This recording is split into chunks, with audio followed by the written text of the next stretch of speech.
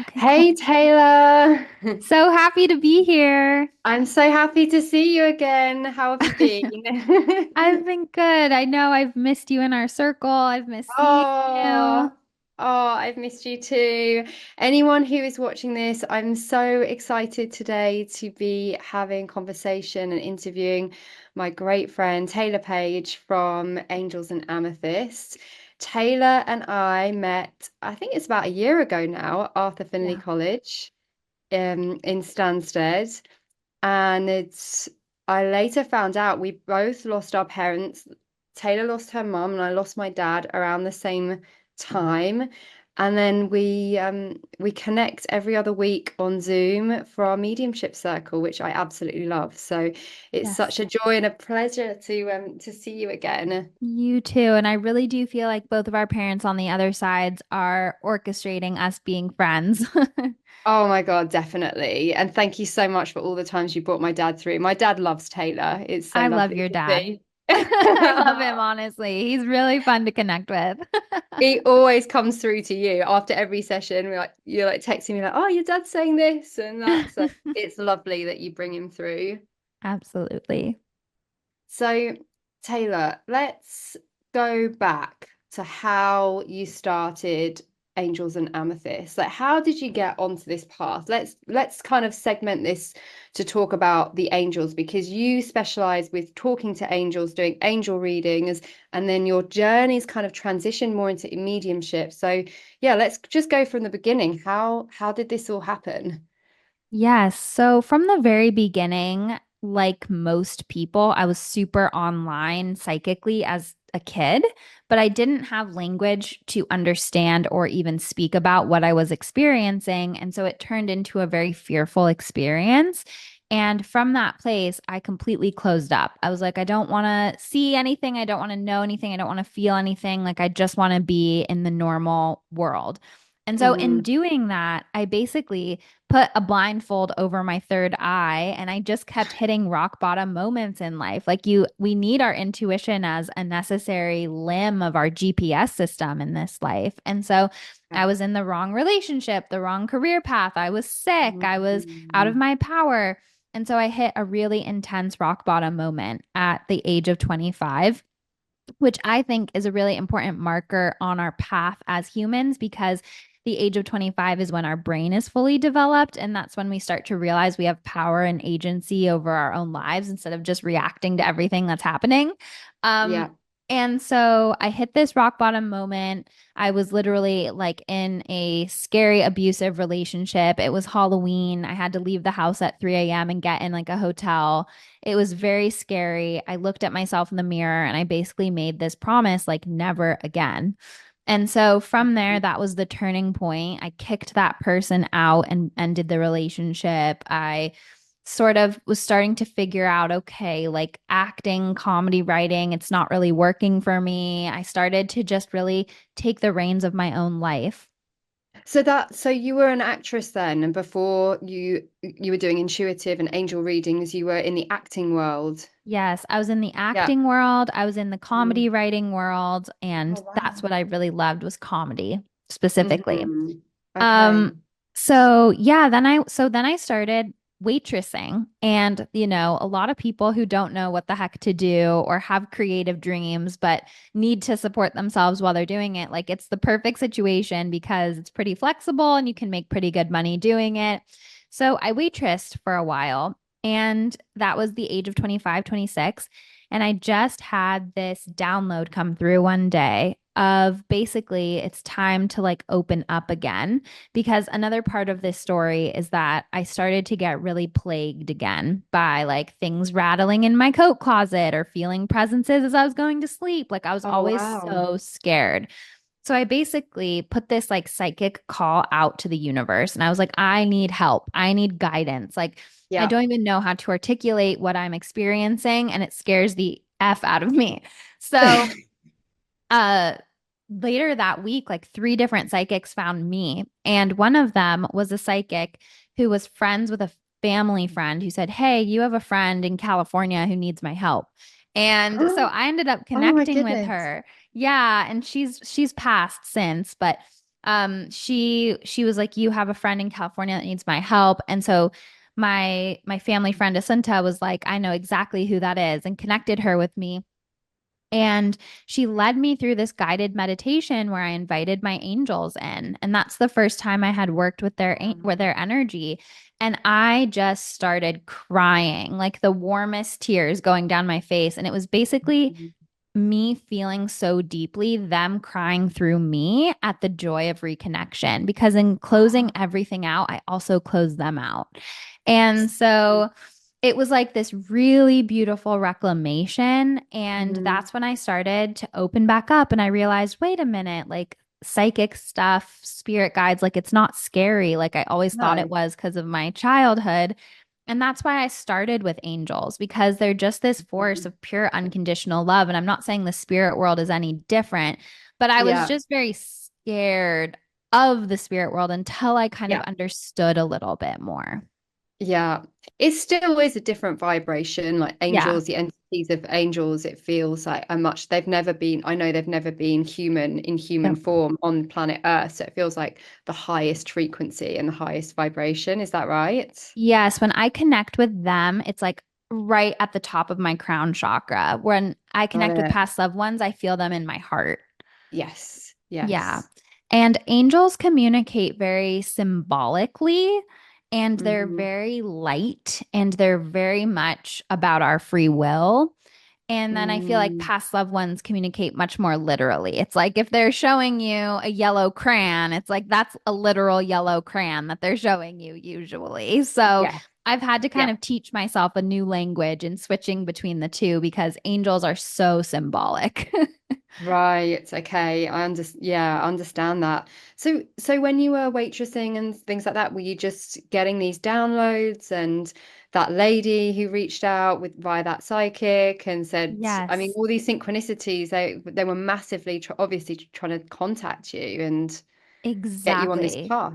So this was my big spiritual awakening time. And when I was waitressing, there's never any accidents. And if you're Mm. kind of closed-minded and not easy to work with on the spirit team level, you're like, no, I don't want to be a waitress. But actually, like I want to figure out what my real job is going to be. But actually being a waitress led me to a group of people who were my first clients. And Wow. everybody in the restaurant was so spiritual and so open. I mean, this is LA.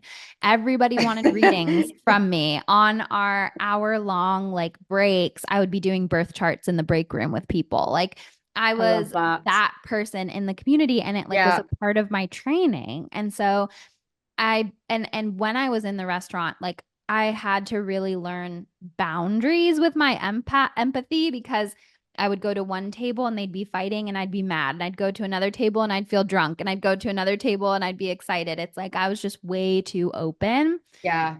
And so basically I just got this download that said clear out. I was living in a tiny little studio apartment, and it basically said Mhm. clear out all your furniture and create a reading area and offer free readings for one whole year. And so that's what I Wow. did in 2016. I was like free readings for a whole year.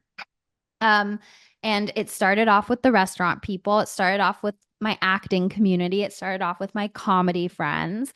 And it just spiraled into something so much greater than I could have ever predicted. And it was very fortuitous, some of the people that I got to connect with.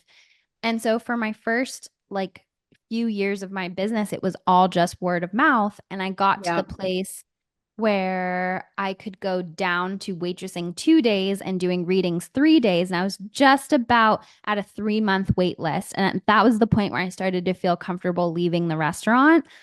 Yeah. And that's when COVID hit. So Right. then I was getting unemployment money, and it really gave me time to do this full time. And Got it. then one thing led to another. I got invited onto two different top 50 podcasts in the world. And from there, it just completely spiraled out of control to what it is today. It's amazing. I love hearing your journey and how it just feels so divinely orchestrated that you were always meant to be on this path. And I know that you feared the spirit world and everything when you're a child, but it kind of came round full circle. Yeah, definitely. And I feel like a lot of people say this, but the last person who expected me to do this is me. Everybody else was saying like Mhm. you're so open, you should do this. Like people were saying that and I was so closed off to it. I was like, what are you even talking about? But then Yeah. finally I got the memo. It's like you didn't want to do it. It's like you Yeah, I were genuinely wanted to be a sitcom writer. Like that is what I wanted to do. right. Okay, okay. It's funny, isn't it? The twists and turns that we take, and actually our Yeah, soul's path is very can be very different to the human path or what you think that you want to do when you're younger. But exactly. I'm so glad you're doing this. Otherwise, I wouldn't have met you at AFC. Absolutely. And honestly, I am too. And it was a really interesting moment because, like, maybe 2 or 3 years ago, I met up with a friend of mine who is very successful in, the Hollywood industry. And she's doing exactly what my dream was. And I just heard her complaining about the time schedule and the strikes and like this and that. And I kind of reevaluated and I was like, I'm actually really happy that my plan I made for myself when I was 14 isn't what I rigidly stuck to my entire life. Because when I heard what the reality was versus my Mm. reality and my freedom and my joy of what I do, I realized I'm exactly in something better than I could have planned for myself. Absolutely. We'd never see it at the time, but Yeah. all these twists and turns in our life experience, you kind of think, could you go back into that box? And you just kind of expand out of it. So I Mhm. understand that. Yeah. And I love the story as well when you were in London a few months ago of how you met Ari. So Ari is Taylor's husband. And I love this story because I have a lot of clients who say, when am I going to meet my person? And when am I going to meet the one? And how do I meet them? And this. I am going to use this story now, or have used this stories a couple of times as an example. So would you mind sharing how you met your now husband? Yes. So I was 29 when I met my husband. So I was right in my Saturn return. And I basically did a birthday reading for myself, which I do every year on my birthday. And they were like, Hmm. this is the year that you're going to meet your like soulmate connection. And I was like, what the heck? I was like, okay, we'll see. But I kind of got this feeling of like well, they also said you'll meet him on Bumble. So That is the thing that amazes me, that they were so specific. They were like, get on yeah. Bumble. Yeah, they were like, you'll meet him on Bumble. So my brother and people made fun of me. They were like, "Oh, really? Your angels told you you'd meet your husband on Bumble." Well, guess what? Yeah, I did that year, like they said, on Bumble. But So can I just ask, is this clairaudience? Like, were you speaking to them? Was this telepathic communication? it was a knowing. Oh, Claircognizance is one of my cognizance. main Yeah. clairs. Like feeling Yeah. and Got it. knowing are really my Yeah. bread and butter. So I just knew I had to get on Bumble. And Okay. I also knew that people would be on Bumble who wouldn't normally because of COVID. So this was Got 2020. it. Yes. Yeah. So I just had this knowing of like my person might not usually be on there, but because the world is shut down, new energy is going to go onto the apps and I'm going to connect with Yes. him. So I basically treated it like anything else I would want to manifest in my life. Like I find the apps can be so draining and exhausting. And I was single for Yeah. like 3.5 years in LA before I met Ari. So trust me, I get it. But I started to just take all the emotions out of it because I used to have like bad first dates and come home and cry and be like, I'll never find someone. I don't know if I'll ever feel this way for someone. And I just took all Oh. of that out. I was like, are you ready to interview for the position? Like I was like very business like about it. And so I was on Bumble and I was home in LA for 3 months, but I was actually born in like a little hippie town in the mountains, like an hour outside of LA. So Okay. LA was like the epicenter of COVID. And so no one knew what was going on in the beginning. So I stayed away from my parents who were in their 60s for the first 3 months. Yeah. And then I got to this place where I was like, you know what? I can't keep being isolated forever. I am a Scorpio. Yeah. I love to be alone. I'm a creature of darkness, but like over 3 months by myself was just a bit much. Too much. Yeah. So I got in the car, I packed up and I drove home to Ojai, my hometown. And Ari's town is out of my radius for Bumble, but on the way to my hometown. As I was driving through his hometown, somehow we got into each other's algorithm and we matched while I was home. And what he said is he only downloaded the app a week before that. So the So, timing, yeah.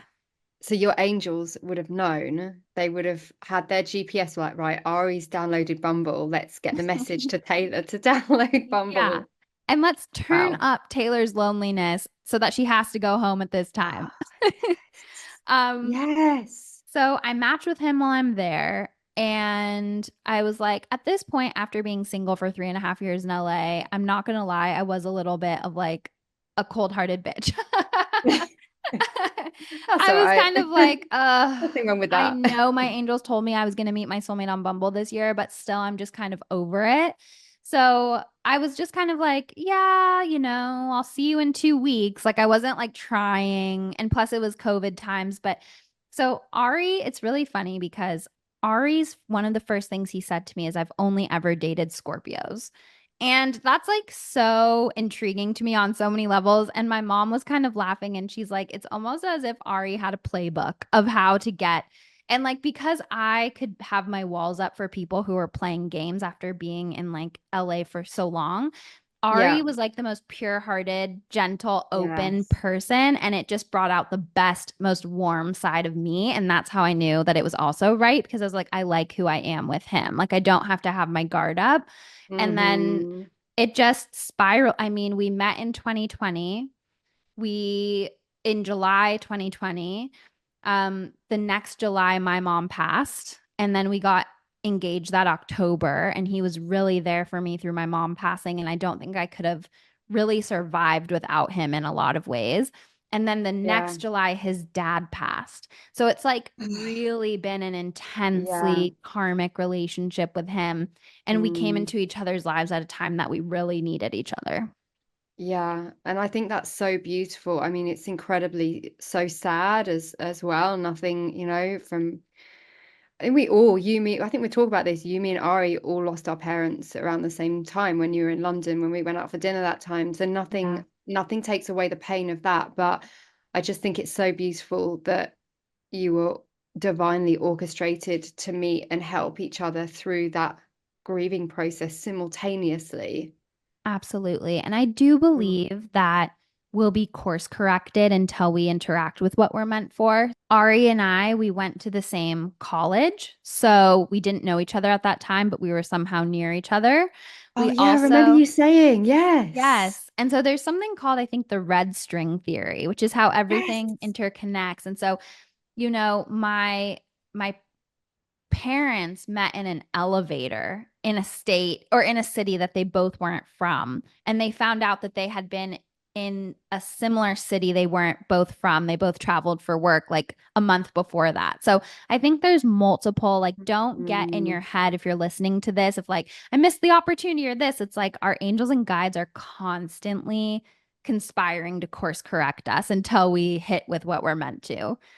yes, absolutely. And if you and Ari met in college when you were both at school, the time it's all down to divine timing because you have to get to a place where you're on the same frequency and the timing is right. So it may not have worked out then. In fact, I don't think it would have worked out then. Exactly. We were both in different relationships at that point, and we both had Yeah. different lessons that we had to learn. And in my personal readings, like when I read for people, that's a message I get so much is like, you might be ready, but the partner you're calling in is actually still learning a lesson so that they're ready for you.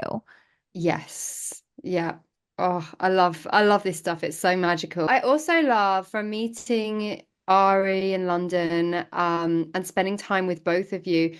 You are so different, like completely different. He's very much in the corporate world, and it's you with your spirituality and everything that you do in your readings, but it's such a beautiful mix. It's like yin and yang, and I love that you're from completely different worlds and he loves this stuff. He's so open to it, and yeah, and I guess he Oh, grounds you, and you just work so well together.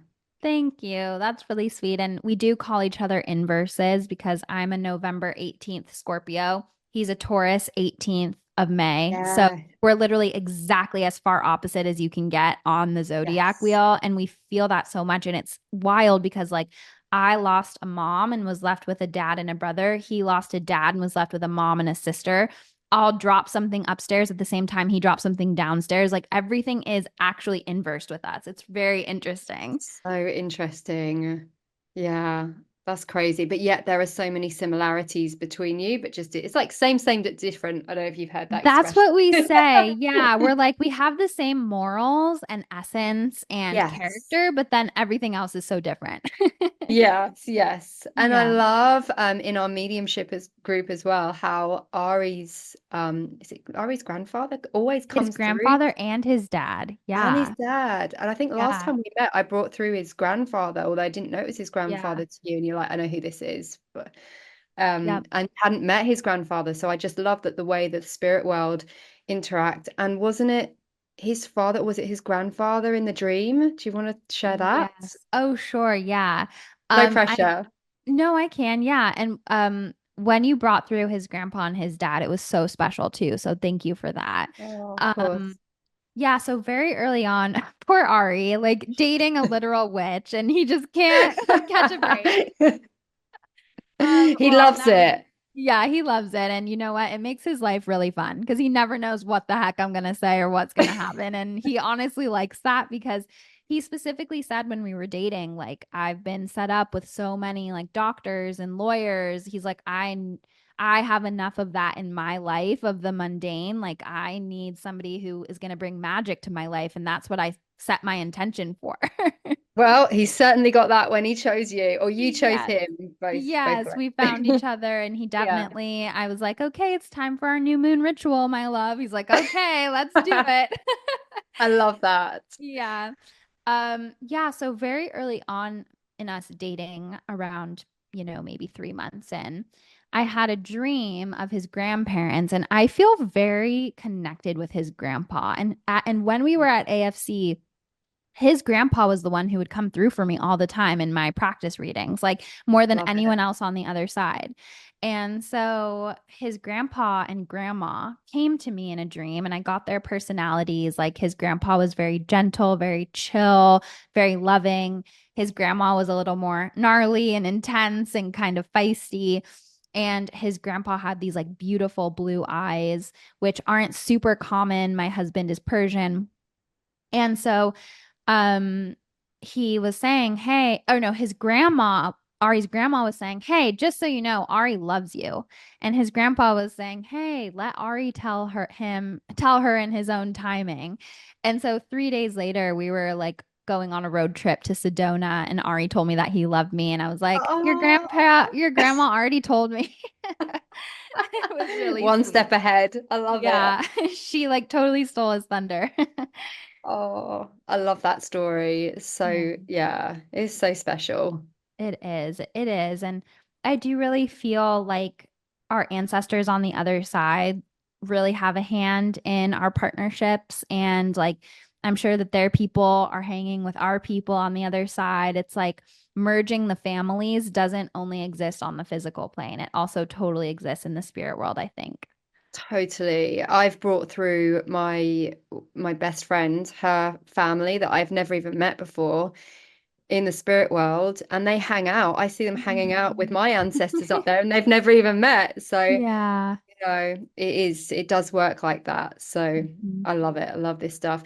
And tell me, Taylor, about your mediumship journey, because we met at Arthur Findlay College a year ago, Yeah. and it's how far before that did you start getting into mediumship, and was that in conjunction with your the death of your mother?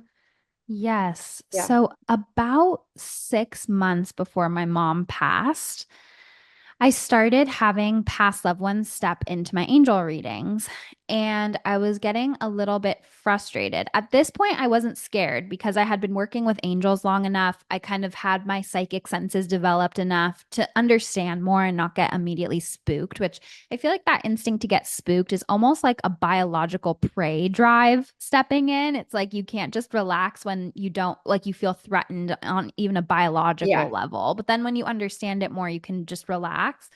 Um, But yeah, so past loved ones were starting to step in, and I was like, okay, this is interesting. And then I got the message it's time to like develop and learn mediumship. And I was like, okay. And this was 6 months about before my mom passed, and she passed very suddenly and unexpectedly. So I didn't realize like they were almost priming me to understand the spirit world and that life goes on in a way that could also prepare me for the grief of losing my mom, who was my true, true, true best friend. Um, so I was very frustrated because my links were like very unsophisticated. It was like, woman, love you. Like I couldn't like get much more like evidence or anything because I didn't really know how. And it was a different language than angels, and I was just didn't understand it. And so Yeah. I took like one Suzanne Geisman course online when my angels told me it was time to start to learn mediumship, and that helps me a lot. And I started doing like some practice readings. One of them is for my friend Claire, and like her grandpa came through and told me his name was Henry, and I got his personality, and I got a lot of specific evidence. And I was like, oh my gosh, I think there's actually something to this. So, my husband and I were talking about like everything on my bucket list before maybe bringing kids into this world. Not that life stops at that, but like, Yeah. you just want to do things before you have kids involved too. And so I was like, I really would love to go to Arthur Findlay College to develop my mediumship. Like a lot of mediums I look up to have studied there. And so my husband sent me there as my like Yule present, and I was looking at courses and I saw like an advanced week, like an intermediate to advanced week, aspiring for excellence. And little did I know, I thought that the week after that was no limitations, was like the second week of the same course, but it was actually a more advanced. You're supposed to be like a leader of a congregation to be in that class. And I Oh, is that signed the up one for with both. Val Williams you did Yes. after? Oh, Yes. okay, It was okay. like all we did was demonstrate. Oh, Like, wow. yeah, every day was just demonstrations and learning to talk to your congregation. I was like, okay. But so I like went in to AFC not knowing what to expect, but in my heart knowing I don't want to be in a beginner group. I've already been a professional Yeah, intuitive for since, 2017. yeah, I don't want to be in a beginner group. I want to be with people who push me to be better, and I know I can do it. And even in my little practice connections with friends, I've got really strong evidence that I couldn't have known. yeah, So I went into our week, and it was really funny because when I got to AFC, you have to fill out that form. And looking back on it, it's so funny because, first of all, at the college, they're not like, oh, angel readings. They're like, okay, this woman thinks she's talking to angels. Like, okay. Like, they aren't as open to other things within yeah. spiritualism. It's quite traditional. Yeah, Yeah, which is totally fine. which And I respect that because yeah, I actually prefer that because it keeps it more evidence based. And that's what I like. Like, even in my angel readings, I like evidence. yeah, Um, so yeah, I don't have a problem with that, or else like the spiritual world can get batshit crazy real fast. So I kind of like the yeah. parameters. Otherwise, you're going to be doing like the new age. Yeah, we don't want to go too much into the new age movement and light language, which we've spoken about several times. I cannot That's imagine. not. I Yeah, cannot imagine. Yeah. So I actually yeah, respect AFC for that. And I like how yeah. no nonsense they are. So we like Mhm. I was like, I've never done mediumship readings professionally. And I was like filling out like my little form. But it was great. And the first week at the college kind of showed me like, I've got this. I could do this. And it pushed me out of my comfort zone. And I caught the bug. And I feel like when you're meant to do this work, you catch the bug and you just can't get enough of that connection to spirit. Totally. And it was because I remember you were on the table to my left at lunch. Basically, at AFC, have your breakfast, lunch, and dinner at the same t table with the same people. And you were there with Mark on the Yeah, left-hand side, and we would chat and we were trying to get that reading that time. So, yeah, I'm so grateful to have met you on that course. And me it's too.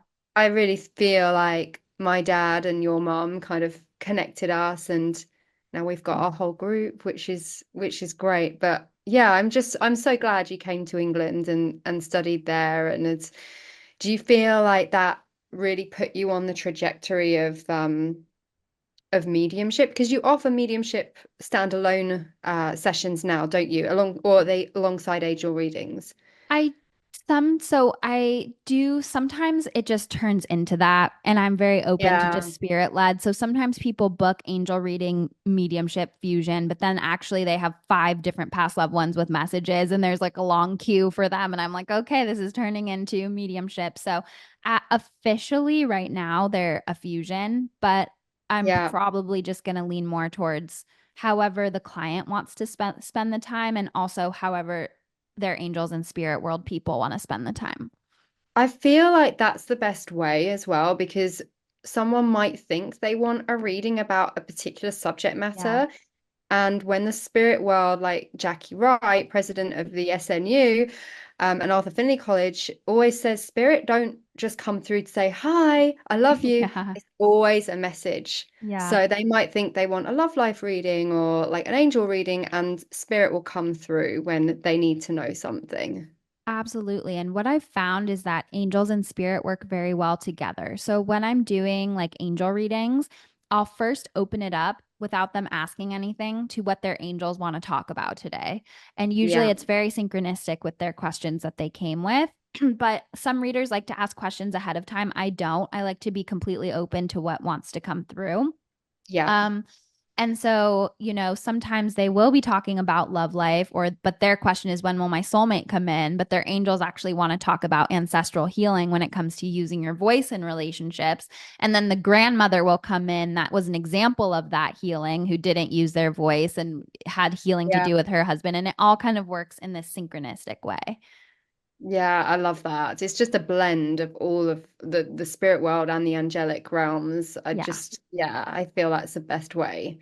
absolutely. And so was it a year before AFC that your mum died? Do you feel like spirit were preparing you by telling you to study mediumship because they knew that this death was prominent and it was coming up? Yeah, I feel like they were telling me to study mediumship because they were helping me get to even the grief healing, like a path of that as well. And then I also feel like my mom probably helps me with my mediumship on the other side. But I also just know that this was a big part of my calling, but I had to be eased into it because of all the fear that Yeah, I came with. So I think everything got just it. happened in, and AFC was so healing for me too, because just being there, getting readings every day, I got a healing in the like frontier room or whatever it's called, the pioneer room. Pioneer, yeah. Yeah. And yeah, so it also was a really big part of my grief healing journey, not just my mediumship. I mean, my mediumship cracked open there. Like I was scared when I was Mhm. at AFC. I was like, will I be able to do this when I go home? But then, yes, I could. It was like a major activation for me at the college. Um, but yeah, it was also deeply emotional. I mean, it had been just over a year since my mom passed, and I was like, I'm in a good place. And then I was like, oh wait, no, I'm not. And I Oh would no. cry like every day, and it was a Oh. big emotional healing too. Do you know what? I went to AFC, I think it was 8 months, 9 months after my father died, and I was having so much grief counseling, bereavement counseling, but nothing compared to the healing power of mediumship Yeah. and being at that place. And like you, I was crying in between lectures, seminars, corridors. I'd cry myself to sleep, but it was still very Yeah. cathartic, can we say, and healing at the same time because you know that they're still there. So it's very different. Yeah, I know. It's I kind of feel relief that. count. I resonate with that so much. And I also think part of it is the college and the spirit world clearing the heavy emotions out of our heart so that we can deeper Yes. connect. It's like it's part of our development as well to feel the feelings and process them so they don't cloud our connection. Yes, totally. And I think just being in the essence of the Arthur Findlay College, in that historic place where so many mediums, the pioneers, their energies kind of embedded within the building, and being in the presence of so many other people that see the world the way that you do in itself is Mm. healing because this can be a really lonely journey. It's only, Yes. the last couple of years that I've met my tribe, yourself included in that, my like-minded friends. Yay. And before that it can be a really lonely path. So Yeah. to find your That's why people, we brought up Mark earlier, and he was the first Love person. Mark. I love Mark. Shout out to Mark. And he was the first person I connected with at the college. And I'm like such a Scorpio. I cry way too much, but and like I also know it's not very British to like cry in public, but I was just like weeping openly like every single day I was there. And so I was in line with Mark, literally the first conversation I ever had with him. I was like, it's so healing to be around so many mediums. I've never been around so many. I've been so alone. And he was like, Oh. okay, yeah. I bet he didn't know what to say. He was It so was sweet. He sweet, just sweet, had his sweet. No. classic smile and he's like, it is very special. And he was just like Oh. really sweet. And I didn't know like the table that you sit at the first day is your people throughout the whole week. So, AFC has a rule that if you sit in one place, that's where you sit for the rest of the time. And I did not know that rule because I was new, but I was so happy I sat with Mark the whole time. He's lovely. Yeah. Yeah, he's the best. Hmm. And so, in that week of intensive mediumship course, the one that we were on, and the one afterwards with Val Williams, did you feel your mum around you, or did other mediums bring through your mum? Like, how would you say from going there till when you finished, kind of transform the grief journey? It was tough because I think that because I was put in the most beginner group for our first week, my mom didn't come through a lot because she knew it was emotionally complicated and needed the right medium to bring her through. She started Yeah. coming through more towards the end of the week, but a lot of my grief for the week was feeling like, why hasn't she come through yet? Why is Yeah. everyone but her coming through? And that was so difficult for me. And even with my client sessions, sometimes people are like, oh, I'm so happy this person came through and gave me their message, but I was really hoping to hear from this person. But Oh, sometimes yeah. when our person is on the other side and it's all love and we know that, it's like they're not the one with the urgent message sometimes. Yeah. And there's so many different reasons why the conditions might not be conducive for that to be the person that comes through at that time. But she started coming through a little bit later in the week. And that was really nice. In the second week, so my mom's name was Gordana. And in the second week, a medium was like demonstrating. She's like, she pointed to me. She's like, I have a woman here and her name is Gordon. Oh, And I was wow. like, I've just okay, got no. chills. Yeah, she was amazing. I got chills too. And, I had COVID at the end of our week and then Yes, I sort remember. of spent 3 days in a hotel. Luckily, you guys have like herd immunity out there. So, like, the strain was a lot weaker than it is here in the US. I recovered pretty quickly, but like a lot of people went down with COVID for our week that we were at the college. And even the person that was supposed to be teaching with Val had COVID. So, we had another teacher come in. Yeah. Um, so I was kind of like a shell of myself the second week, and I was just sitting there, and she's like, "I got a mom here named Gordon." And I was like, "Oh my God, I'm back." Oh my God. Was that Val who brought her through? No, it was one of the ladies in the group. Yeah, they Oh, were just. wow. I think her name was Christine. Still. She was so casually just good. Oh, wow. Yeah, Oh my God, I love that. yeah. Um, and was that the kind of like aha moment that it's like, because it's all very well and good. Look, when my dad died, I was like, I don't want to be a medium anymore. I don't want to bring through other people's loved ones when he won't even come through and communicate with me. And, I Yeah, got really like on my high horse about it and threw my toys out my front because I was just so grief stricken. I was yeah. like, so I guess I'm asking, was that like your aha moment where you thought, okay, like it's because it's one thing knowing and saying, like doing this work and knowing that there is an afterlife and believing in it, but when you've actually lost your person and they're not coming through to you, but then you suddenly like they do, it gives you the clarity that wasn't. Do you see what I mean? Yeah, It's a funny yeah. thing, this. Yeah, it was reassuring and it is really hard because from my experience, I don't communicate to my mom the same way I communicate with other people's past loved ones. Like it is just Right. different when it's your own person because your mind knows everything about them. So there's nothing that can really like surprise you, and then you don't know what's your imagination. It's a tough one when it comes to our own people, but I did really start to feel more supported and empowered, and like my mom was more of a guide around me when she started coming through more towards the end of the first week, and then she came through a lot in the second week, and I think it's Good. because I was around the right mediums to bring her through. Good. I'm so pleased to hear that. Yeah. I remember the week when I met you that week, my intention was on the Thursday. I think they call it like Breakthrough Thursday. You know, it's like Crying Yeah. Tuesday, Weepy Weepy Wednesday, Wednesday. Yeah. Breakthrough Thursday. And my intention was to work with my dad to give readings. And I gave this lady a reading, and it was clairaudience, so I could hear him, and he knew everything about her. Just so much evidence about the plumbing in her bathroom and the dentist appointment and this and that. And that was my massive healing moment for me to be able to, and you know, like he helps me with reading as like he's my guide on the other side. So I I feel think that's so cool. And oh when it's clear audience, do you hear his voice? yeah, So here that's how is you know it's him. yeah, because they So have to cool. communicate the way that they were in this life. My dad was dynamic, impatient. You know, he wasn't the easiest person. I just know it's him and his little Yeah. mannerisms. So Yeah. I think for me, that was the biggest healing moment That's working with so my cool. dad.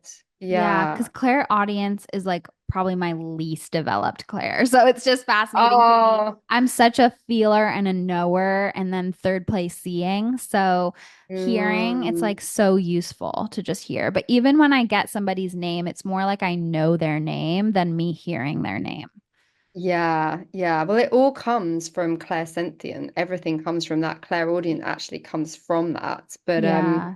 I think it depends what kind of person you are. Like I love music and stuff, so I get a lot of songs. Like you've seen me Mhm. when in our circles, I hit get Yeah. songs and they're relevant and stuff like that. So it really depends how you operate in this world. But what would you say, Taylor, to anyone who has lost a loved one and really wants to communicate with them on their own? You know, not because what I think is really important is to not rely on mediums to keep bringing through your loved one. It's very easy to get addicted. If someone here is lost watching this who's lost a loved one and really wants to communicate, what would be your advice? Yeah, I think our past loved ones are, of course, always with us. And I feel like they move mountains to get their signs to us and their synchronicities to us. And I think, I'm not reinventing the wheel with this, but ask your past loved one for a specific sign. And you can even start to Mm, create a language of signs with them. Send me this sign and I'll know it means this. Send me this sign and I'll know it means that. Because I think that can be a really beautiful way, because I always say there's no such thing as last words. There's no such thing as last yes. words, because we just continue to speak a new language in spirit, a language of sensory information, of synchronicity. And so I think that it's all about learning their new language and realizing that they're with you just in a different form. And then I think also wearing a piece of their jewelry, having something with their energy on it can just make you feel close with them, which can sort of open you up to feel close to their energy. And that might make it easier to link.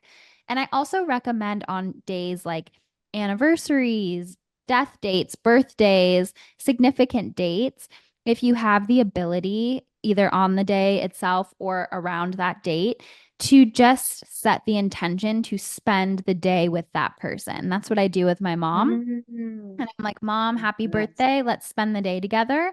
And I just go where I feel called. Usually it's to the beach, just things that she would have loved, or just get random ideas that pop into my head. And I just say yes to it and I flow with it. And that's a beautiful practice, because it leads you to beautiful synchronicities that there's no way that it couldn't be her. Absolutely. I love that. Just scheduling in a day to spend with your mum because Hmm. they're still right here. It's just a different form and a different language. Yeah. What would you say to anyone who's listening to this who really thinks, okay, I've got some intuitive ability and there's a connection with angels, but I don't know where to start. How can I connect with them and talk to them? How would you advise for that? Firstly, I would recommend my Be Your Own Angelic Intuitive workshop. It's at angelsandamethyst.com and code 333 gives you $33 off. Um, but that being said, when it comes to angels, it's all about free will. So the very first thing to do is invite your angels in. Okay. So I always recommend people that are new to working with angels to do it out loud, and the level of resistance you have to speaking that to them out loud is going to be in proportion with how much shadow there is to heal around doing this work. Um, so yeah, inviting them in out loud. And same thing goes with that for them of asking for specific signs, creating a language of signs. But it's really all about because with angels, people get angel numbers all the time. Yes. And the biggest pitfall that I've seen with that is projecting the meaning they want the angel number to have or Yes. the outcome they want to have onto the angel number, and then feeling so betrayed by their intuition and their angels when it doesn't come to fruition. But it's like they never Yeah. said that. Your mind wanted that to be true and they projected it onto the sign. So Right. for me, as an angelic intuitive, when you're seeing a bunch of angel numbers all the time, it is an invitation for connection. It is not the connection itself. And so that's where you're asked to create sacred space. And I'm a fan for beginners to work with oracle cards. There's so many different divining tools out there. But if you feel like your angels are trying to get your attention and you're seeing a bunch of angel signs, that's an invitation to create sacred connection, even if it's journaling with them, inspired writing, pulling a card, whatever works.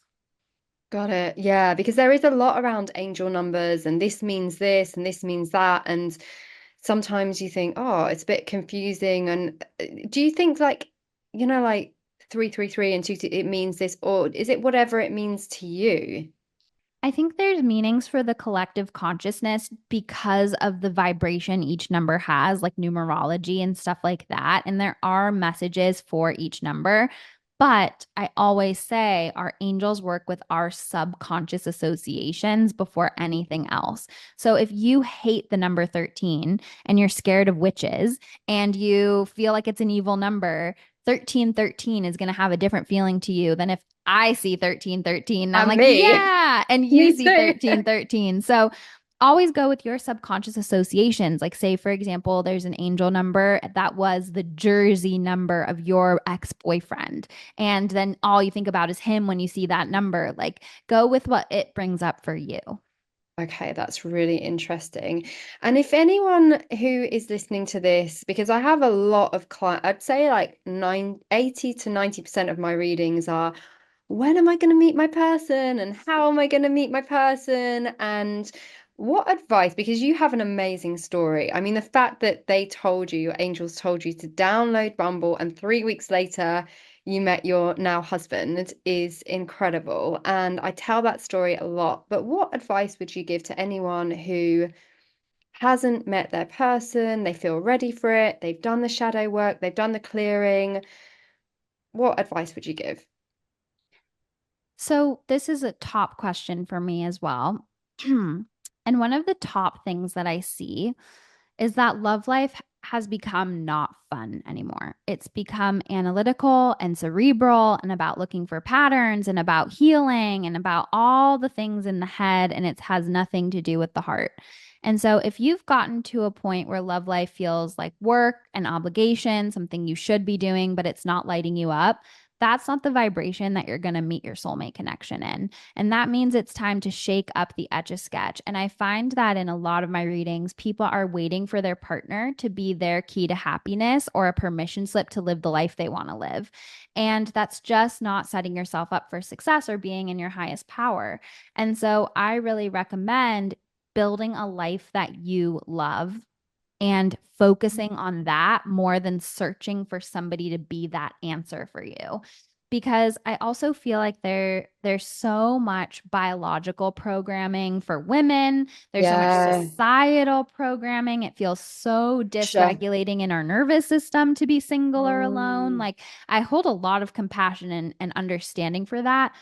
But goddess forbid, your husband could die.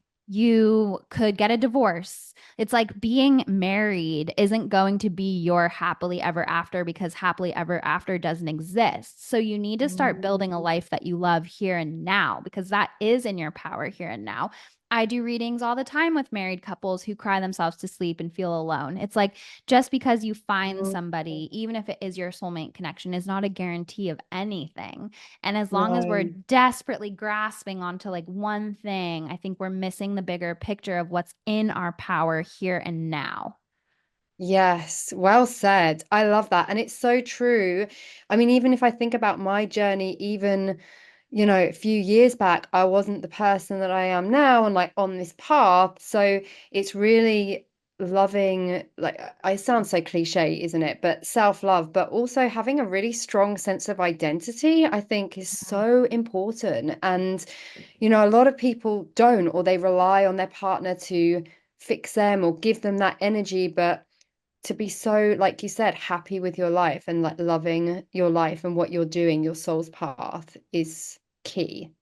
Absolutely. And then when you have a partner and you're in that place, it will be so apparent if they add to that baseline happiness that you've created Yes. or if they detract from that. And can that partner handle you at your brightest self, your most authentic, lit up, Mm, powerful self in that life that you've created? And so yeah. it's so hard. I mean, I'm married now, but I genuinely never thought that I was going to be married. Like I was totally happy doing my own thing with my friends, Mm, with my business. And like my husband is truly just a bonus, but I love my yes. life by myself and on my own. And so Yes. I think that that is, and it's funny because I had so much resistance to that. I was a serial boyfriend person for like 10 years of my adult life. Right. And someone said, like, you just need to spend some time alone and love yourself. And I was so annoyed to hear that. And I was so like, there's this energy of attachment to outcome that comes from desperation, and that desperation comes from fear Yes. and wounding. And I Yes. and it's so there's almost nobody in the world that doesn't have it or has to work with it. And I'm not saying that I did not, because I did. And I've been at really low places in my life and rock bottom moments in my life. It's easier for me to speak from my perspective here and now. And Mm, truly, like, you'll it's a how do I say this? It's a tough narrative to say you have to be perfectly healed to find a soulmate, because I don't believe that. I don't believe you have to be mm, perfectly healed to find a soulmate. I think you can do healing with your soulmate connection. But I do think that the things that are in our control on the path are, of course, our healing, but also our authenticity, our power, our mm. joy, living a life that we love. And there you can't fail at anything if that's what you're already doing, because you're already in alignment and happy, and then the partner coming in will just Mm. add to it. I completely resonate with that. And I think we changed so much. I mean, could you imagine like meeting Ari when you were in your 25-year-old No. Taylor? Or even me, if I look back at like past boyfriends, I'm like, thank God, like no wonder it didn't work out. Thank God that didn't, because I'm not the person that I am now. So it's just Yes. a journey, and they've got to meet you on your level. I feel like exes are almost markers on our journey, like Yeah. reflection points to who we were at that time. And I always say that Yes. breakups are like mini death and rebirths. And that's why I don't get jealous of Ari's exes or things like that, because you're No. not the version of self you were with that ex. Like it was a totally different version of self. And so it's interesting to me, when people are like still thinking about their ex or wondering about their ex. It's like it didn't work for a reason. You have to look forward, not backwards. But the Yes. whole ex thing is so interesting, and I truly would not have been ready to meet Ari a day before I met him. Wow. I love that. And you were divinely orchestrated. So do you feel like when we're ready, and I guess the other person has to be ready, our spirit guides, our angels guide us and we are led? Yes. And our angels and guides only have power over us to the proportion that we listen to them. They're always with us, but we're not always with them. So just because some people are like, well, if angels and guides are real, then why do horrible things happen in the world? Blah, blah, blah. And it's like, because not everybody is in a mind space or even physically able. We're very privileged to be able to create sacred space to connect with our angels and guides and to raise our frequency to that place. So there's also a spiritual reconnection. It's like not, sometimes we forget, like we are kind of waiting for things to happen. This is the other thing that I see Yeah, in the spiritual world with love life. Like sometimes we forget that we have to make things happen here on the physical world. We can't, like, got nothing it. changes if nothing changes. And I feel like there's something Right. about the law of like attraction where it's almost like we're damsels in a tower, like waiting for that person to come into our life. But it's like, where are you giving your angels and guides momentum to work with? Got And it. so I think that's an important part to remember too. It's like hoping and wishing are not Yeah. powerful. Like put things into the world a little bit. Yeah, you've got to take aligned action. Yes. Yes. Definitely. And even just going on a dating app or just putting yourself on there, it shows the universe, okay, I'm ready to meet someone. Yeah, exactly. And I think the apps can be tricky because sometimes we feel like we have to do an app and sometimes it's like pulling teeth and we hate the apps. And if that's you, don't do the apps. Like you don't have to do the apps. Like it's okay.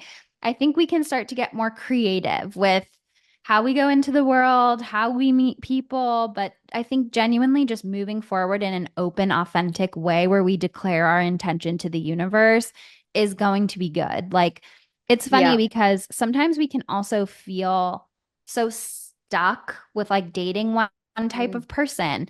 Ari was not my type, like in any way. Before Ari, I was dating the same guy basically in different fonts over and over and over and over. And like, I think that's Yeah. another trap that I see is like, you're dating the Yeah. same person over and over and over. It's not working. Like, shake up your ego story about what your type is.